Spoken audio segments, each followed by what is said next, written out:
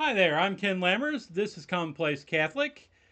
Peace be with all y'all. This week we're going to talk about, well, who could be the next Pope? So let's get to it. Lord Jesus Christ. युगान युग तेरा ही है. Ilekroć bowiem sprawujemy pamiątkę ofiary Chrystusa, Kweli ni vema na haki tukushukuru daima na popote, Bwana Baba mwema. 主の御体と御血になりますように。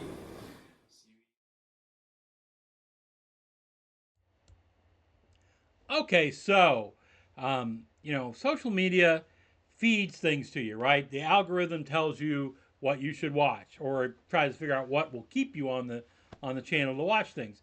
Mostly for me, this is YouTube. Those of you who are watching, TikTok or whatever, getting the same thing, right? And so it's really interesting. The algorithm figures out things you want to watch, pushes you right up to, well, got all this. Let's go 10% further. The 10% further is where you start going, what? Huh? I've had some interesting things in my feed this week. But let's talk about what the major things that have been in my feed. Here are the things that have really filled my feed this week. First is NFL Draft. YouTube is convinced that I am obsessed and must find out why Shedeur Sanders, who was predicted to go in the first 5, 10, 20 people drafted, maybe only in the first day, why he wasn't drafted until the 5th round. That mystery I don't know, but I can tell you all the theories now. So I don't think any of them know either. But that's one big thing. I've also been getting hit with election news out of Canada, where while it looked for a long time like the Conservatives were going to win, suddenly there was a surge at the end and the Liberals won. And out of that also came a lot of talk about, will Alberta finally pull the cord and get out? There is clearly a way to leave Canada if you want to. It's been laid out. There's like an act of their parliament for it. So, will they do it? No, they won't.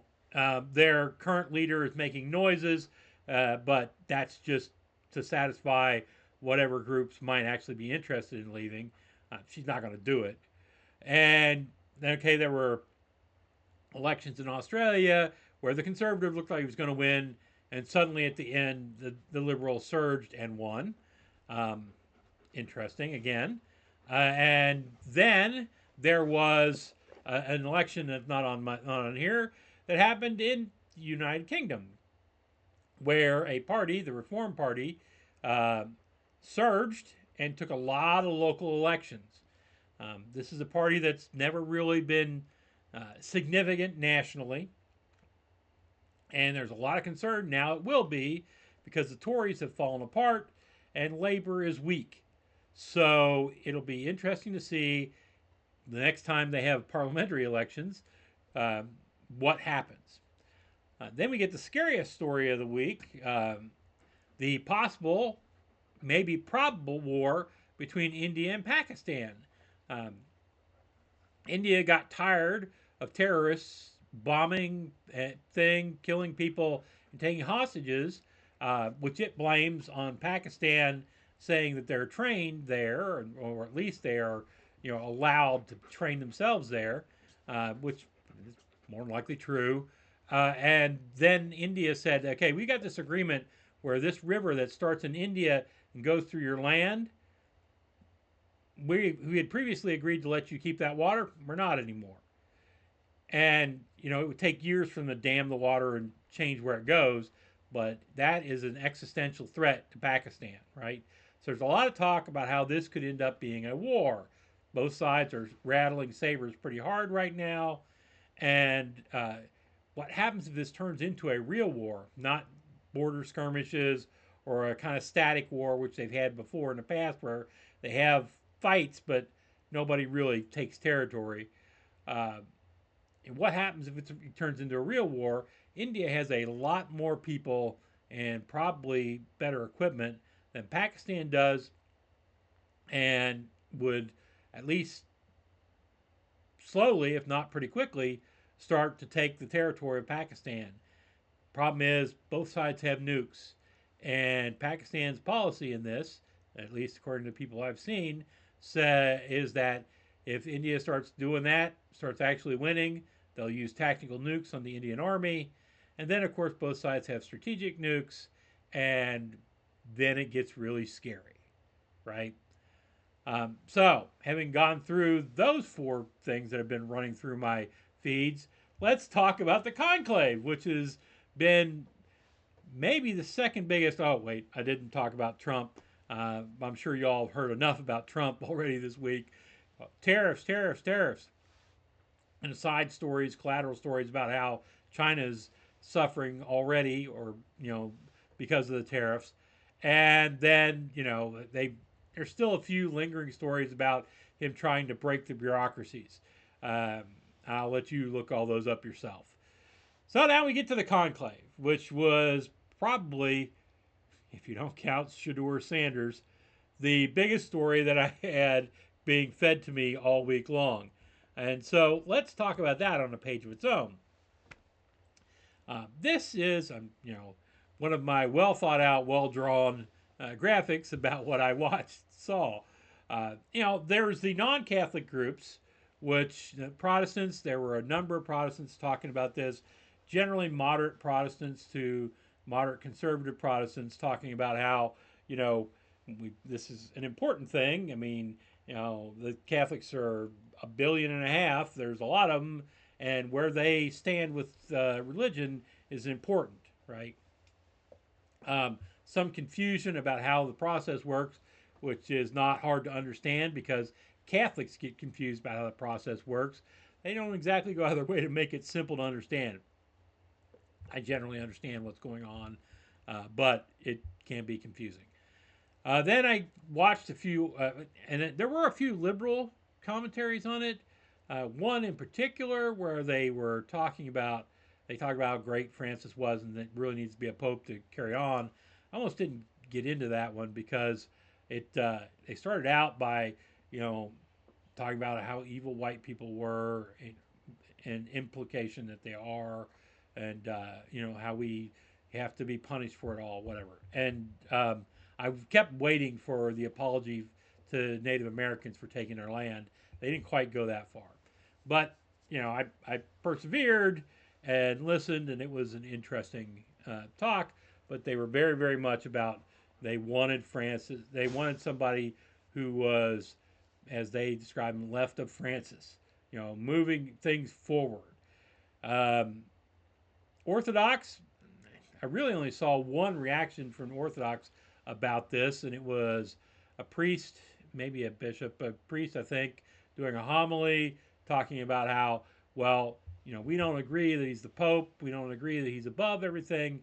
We think he's one of 4 or 5 tops, and that, that's the way it is, but he's the Bishop of Rome no matter what, and we should mourn the loss of the Bishop of Rome, which I thought was, for Orthodox, a fairly, solid way of putting it. And then we get to the Catholic-ish churches, the Catholic schismatics, however you want to phrase it. These are the people that keep much of the form, but don't follow the Pope, right? This goes all the way back to the old Catholics who didn't like Vatican I, and now it goes to things like those who don't like Vatican II, and the Sedevacantists who say at a certain point, this Pope should have been there, but he wasn't, so whoever's sitting on the papal seat is not valid. All those groups, right? And they, of course, the clause came out. The only way you get a valid pope is if the next one gets rid of Vatican I, Vatican II. Admits that all the popes before him shouldn't have been there. So there's been nothing, none of the stuff they've done. Back to pick your pope, whatever one is valid, that sort of thing.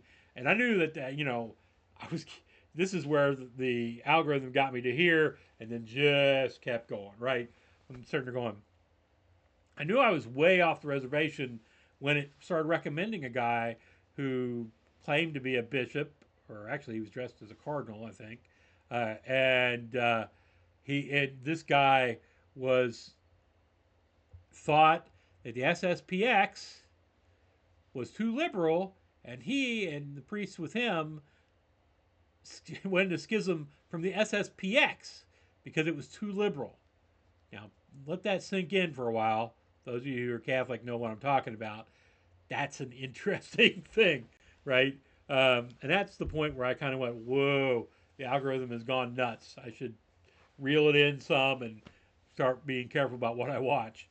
Then we get to the Catholic stuff. And there were a lot of Catholics making a lot of guesses about who's going to be Pope and talking about what the next Pope needs to do and all that sort of thing. And I will tell you that none of us, I don't care who they are, what they say, knows who the next Pope's going to be. We don't. They're going to get in there, and there's going to be a bunch of cardinals from places around the world who are not going to be people to whom the Italian press, who breaks a lot of stories here, or the New York Times or whomever, know. They don't know who these people are. They don't know what they believe, what they're going to do. And these folks, it's the first time that there's been a conclave with more people from outside of Europe than from Europe, right?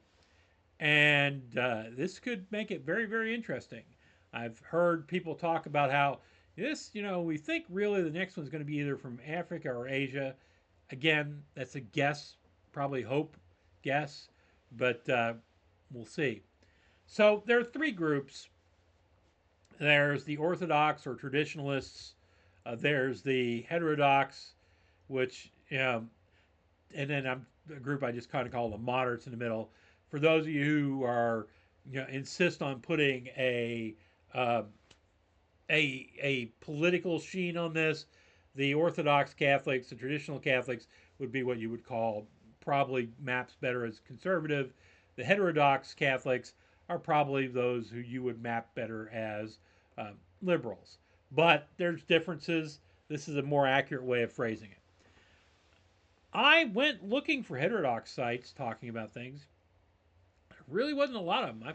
Two or three maybe I bumped into.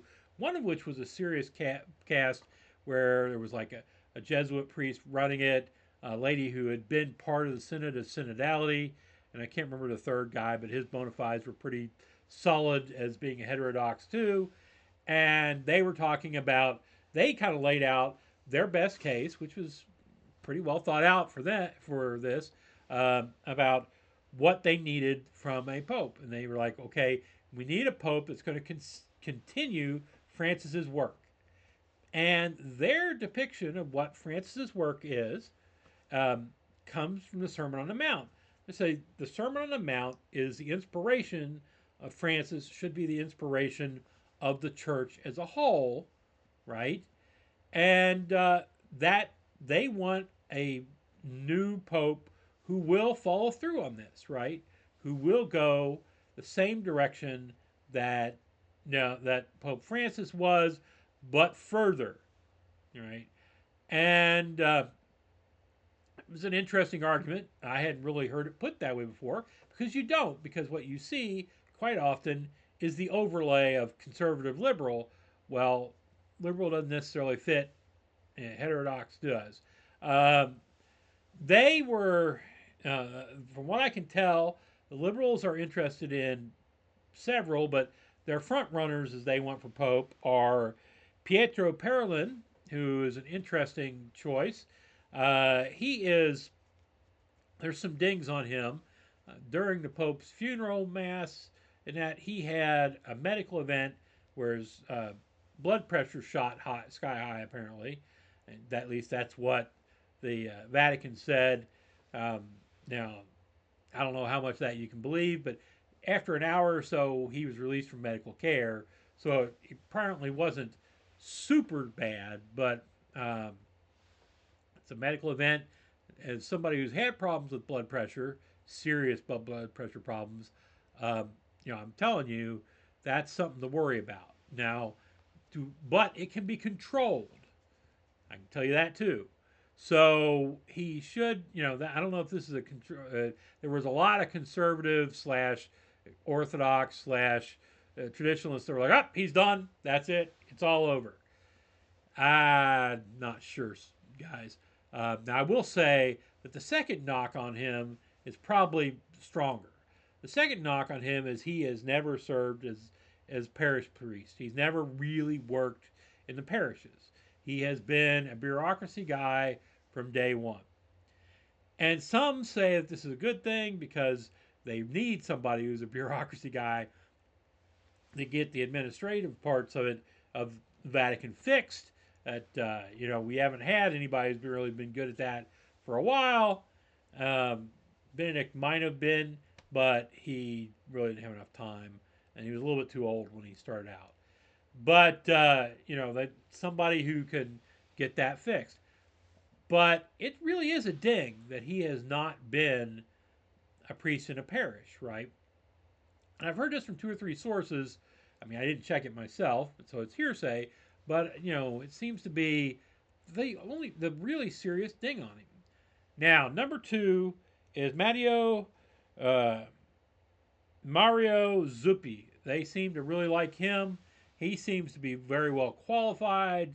Is served in parishes, served in the bureaucracy, served all around, and he seems to be somebody that they're really high on, right?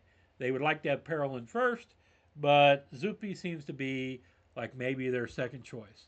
And then, and those two are both from Italy, obviously by the names. And then there's Luis Antonio Gokim Tagle. And I know I mispronounced some of that, and I apologize, Cardinal Tagle. But they like him. A lot of people seem to like him. He seems to be somebody who everybody likes a fair amount. And he is thought to be, somebody from the Philippines who would be much like Francis in running the church. And so he would be, the fact he's not Italian is a bonus. I think that a lot of people outside of Italy really are kind of happy that we're not appointing Italian popes anymore. The church is a worldwide church. It needs not to be captured by Italians. But that's, so that gives Tagle a little bit of a forward. Like I said, he seems to be liked by a lot of people. So maybe that will give him the edge that'll get him there.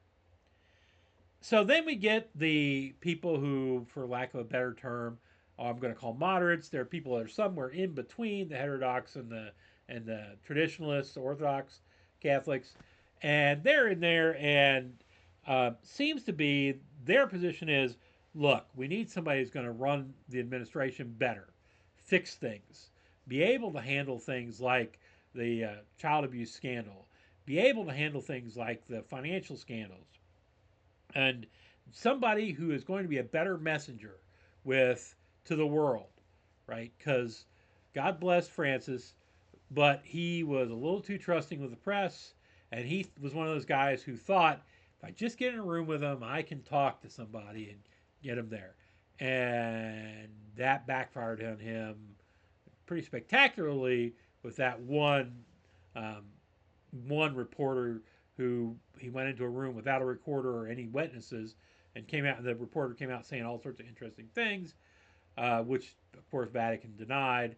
And whenever he spoke extemporaneously, people winced. We all saw what happened in the Far East when he was out there doing great work with all these people who were in the church and people who were outside of the church, maybe drawing them in, maybe bringing them to a place where their souls could be saved. And then he made an extemporaneous statement, which just everybody went, oh. And next ended up with the next month or 2 months of arguments over things, right? Didn't matter that like his last 20 speeches had all been very orthodox. Nope, one statement, and the hope is that somebody who's better able to control the message and get it out there in a better way. That's kind of a moderate's thing. And the moderates would really like less conflict. mean, there's been conflict in the church ever since Vatican II. Now, let's be clear, there was conflict before Vatican II, too. I mean, the old Catholic Church left after Vatican I, right? So it wasn't a new thing, but Vatican II really kicked off a lot of conflict. So they would like that to be settled down, right? I've only really kind of heard one person floated as a moderate pope, and that would be uh, Pier Battista Pizzabella. I hope I pronounced that right. His last name is spelled Pisa, like pizza, and Bella, like the Latin word for war. It would be interesting if he became pope and just kept his name, because Pope Pizza War would be really interesting name. But he is the patriarch, Latin patriarch, of Jerusalem or the Holy Lands. I'll just say the Holy Lands, of the Holy Lands, right? And he's Italian, but he's been there for many years doing this. There's a thought process that he would come in and kind of, while he'd kind of be an insider as Italian, he'd also kind of be an outsider. It would be interesting to see. He has dealt with the Israelis for years. Apparently, has an interesting relationship with them, and it would be interesting to see what happened if he became pope. Uh, and hopefully, if he becomes pope, he might be able to go that middle lane that draws the most people to the faith and to God. And I mean, obviously, there's people out on both ends that are going to be bonkers no matter what you do, but draw the most people in. So he might be an interesting papal candidate. And then we get to what the traditionalists, the Orthodox Catholics, want. And they want to be left alone with their Latin Mass. I do not know why this is a huge conflict. When Latin Masses pop up, it happens at one church, sometimes only one time a week, sometimes one church is entirely Latin and done the old school way. But it doesn't spread. It's not a virus. And the vast majority of people continue to go to the churches with the new Mass, right? The Mass in the vernacular. So it's not really a threat. I don't understand why it gets treated that way. Let them have their Latin Mass. But, that's what they want, is somebody to let them have their Latin Mass. They want theological fidelity. In other words, they want, if you're Catholic, they want you to color within the lines. That's, the heterodox are quite willing to let you color outside the lines a little bit to make the world better for all of us, right? And that sort of thing. The Orthodox, the traditionalists want, here are rules. These are the rules. You need to stay within these rules. And that's something they're very fond of. And I can't say I think they're terribly wrong. And they want to leave behind the spirit of Vatican II. They don't want to drop Vatican II, not generally at least. They want to leave behind this spirit of Vatican II stuff. This spirit of Vatican II thing has been a way that has been used to cause all sorts of chaos and harm in the church. And they just want it to go away, right? We'll still do the church, the vernacular prayers, the way it's done in the modern church, the Novus Ordo. That we will still do all that, but we're going to leave behind all the silliness. It's a mass that's supposed to be holy, and the body and blood of Christ is there. So we're not going to go back to clown masses. Yes, they did occur. You can find them on YouTube. And you don't want to go things where the people are doing free-form dancing while they're doing their mass, right? And yes, you can find videos of that too. Thank you, Germany. They want that stuff to kind of be knocked off. Let's stay holy and sanctified in the church, and that's kind of all the stuff they're looking towards.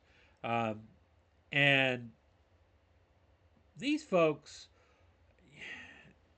the bishops and the cardinals, always seem to be behind by like 20 or 30 years, or maybe more, maybe less, but they always seem to be behind. The laity is turning more conservative, has been for years. I mean, you go into a Catholic church and just watch how many women are wearing head coverings now, right? Nobody wore head coverings when I was growing up. I mean, I'm talking 70s, 80s. You might see some little old lady who had come from somewhere in South or Central America and who was at Mass at your church and who would still wear a head covering, right? But you didn't, it wasn't a normal thing, right? Uh, and you're starting to see it more and more and more. Women are doing this on their own. This is not a something I think where their guys going, you cannot come to church with me unless you wear a frilly covering over your head. They seem to be picking this up on their own, and man, more power to them, right? The but that's you can see that there's more conservatism going on in the lower in the laity, and the bishops. I don't know. I don't know if they know how to handle that, right? Uh, but let's get back on track here a little bit. The traditionalists, the Orthodox, their dream pope is Robert Sarah. He is from Africa, Guinea, I think. I may be wrong on that, but he is 79 years old, so he's still going to be at the conclave just by a few months, right? He would have been out at 80 if it had happened a few months from now. He is probably not going to get it because he's too old, and probably not going to get it because over the years he has spent his time saying, no, this is wrong, no, this is wrong, no, this is wrong, y'all are doing it wrong, stop. Let's go back and become a solid church, traditional church again. So that's unlikely. Now, I have seen a theory, and I think this is just a hope from some people, that because he's going to be 80 this year, that they make him Pope so that he can do significant changes quickly and appoint appropriate cardinals and all sorts of things, but that he won't be around very long. And that's kind of ghoulish, but I think it is something that's considered, or at least seems to be considered. So if you have him for 4 or 5 years, he might be able to fix things, go, yes, we're going to allow Latin Mass from here on out, stop whining about it. No, we're not going to do clown masses anymore or anything like that. We are going to obey the rules of Vatican II. We're not going to use it as an excuse anymore. And, yes, we are going to color within the lines as far as our theology goes. That sort of thing. 3 or 4 years of that and appointing some cardinals that are more on the conservative side. And, then the next pope comes in and it's more of a online thing, right? Where everybody can be happy. That's the hope for people who want to get Robert Sarah, Cardinal Sarah, in place, right? I don't think it's going to happen. I think that's a lot of really wishful thinking. And so then there's next guy is probably Peter Erdo. And I know I mispronounced that. I'm sorry, I don't speak Hungarian. Cardinal Erdo is considered fairly conservative. He's considered theological, right? So the thought process is he will color within the lines. I don't know how he will handle the Latin Mass thing and all that, but he's considered fairly conservative and thought it was the thought is that he will steer the church slowly back to where it needs to be. And then there's Fridolin Ambongo Bursunga. And I know I mispronounced that. I am sorry, Cardinal Ambongo. He is apparently it's a hyphenated name of some sort, and he uses Ambongo rather than the other final name. I don't know naming conventions from Congo, which is where he's from, so I'm just going to go with where I've heard that 2 or 3 times and hope I'm right. If I'm not, I apologize, Cardinal Ambongo. He is somebody who has apparently is really well liked. rising star in the church, is the way I've heard it put, and he was part of the church going, an African church going, no, we're not doing this. Bless same-sex marriage people, right? And kind of made the Vatican back up on that, going, whoa, we didn't mean bless the union. You can bless the people who are in the union. You don't bless same-sex marriage, right? And then let the African churches out of it completely, right? Because and he apparently was a leader in that. He is somebody who I think, from everything I've seen, would probably make a really good pope. Uh, but we'll see. I don't know that anybody's really going to go for a super conservative pope, right? And so that's about it, right? There are others out there who people will talk about. And there are others out there who could get it. We don't know who's going to come out with it. We won't know that until there's white smoke flowing out of the chimney, and suddenly some guy walks out in a white suit going, I'm the next pope. Have him pape him, right? And so this is all guesswork. But I invite you to go look yourself. You can find about a gazillion YouTube videos, and you can find a lot of websites setting up, talking about this one and this one, this one, this one, what they do, right? And it's an interesting look. It would be kind of nice to know about whoever the Pope is when he steps out and says, I'm Pope. But the odds are, I don't know if we will. It would be really interesting if they kind of picked one of the Eastern churches, patriarchs or something, to be the next Pope. That would be a real mind blower. Unlikely to happen, but it would be a real mind blower. And so things are going to, starting Wednesday, they're going to be in there doing what they're going to do, right? And we'll see where it goes. Until then, hang on tight, folks. It'll be an interesting ride. I'm sure it'll be an interesting ride inside. Those of us outside will just sitting there watching black smoke coming out of a chimney. Having said all this, folks, let me say all the normal stuff I say. This is on YouTube. Hit like if you liked. Hit subscribe if you really liked. And hit the bell so that you get notified when I put one of these up if you really, really, really liked it.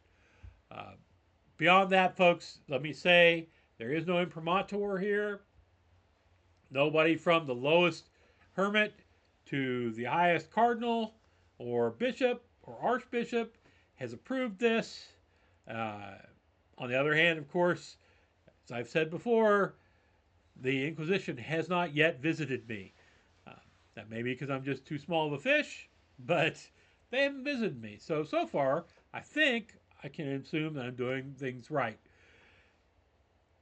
Until next time, folks, go look this stuff up yourself, have some fun, and go with God. I'll see you next week.